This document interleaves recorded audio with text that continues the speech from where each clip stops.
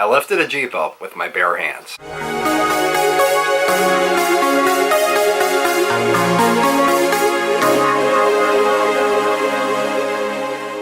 Happy Saturday, everyone. Welcome to Story Saturday. So today I thought I'd share the story with you guys about the time that I lifted my buddy's Jeep up with my bare hands and also blew my back out at the same time. So to get this story started, there was a spot that was near my house where my neighbor, who's also a really good friend of mine, and myself used to go off-roading all the time. I was probably like 20 or 21 years old. He had a 1988 Jeep Wrangler. It was just a regular stock Wrangler, no lift on it, no special bells or whistles, anything like that, but this thing was a hard-working machine. This thing was a great little Jeep. I love this Jeep. So anyways, back to the story. There was a spot where if you went into the woods, there was like a hill that used to kind of be like a dirt road or a dirt path, and on each side it kind of dipped down, and there's just a bunch of decaying leaves and everything else there laying on the side of the road or side of the dirt path. Heading down this trail that we went down so many times before, we got about halfway or so down it, and there was a tree that was hanging down on the road. We couldn't go any further past it, so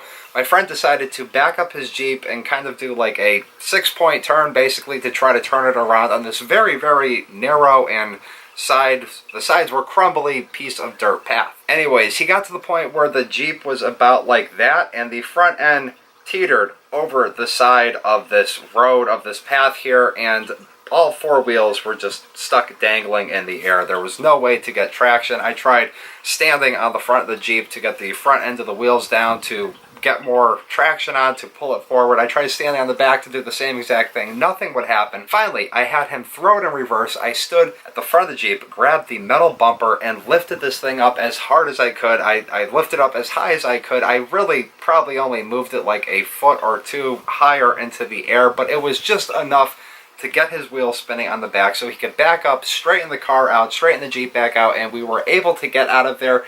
My back hurt for a good 3 weeks, 2-3 weeks after that. I mean, this was not a light vehicle. You see people in the Army and stuff like that picking these Jeeps up from, 20 years prior to that, but those were a heck of a lot lighter than this thing. Anyways, just a kind of random story that I thought I would share with you today on Story Saturday. If you guys enjoyed it, hit the thumbs up button. I'll see everybody on Monday for My Tech Monday.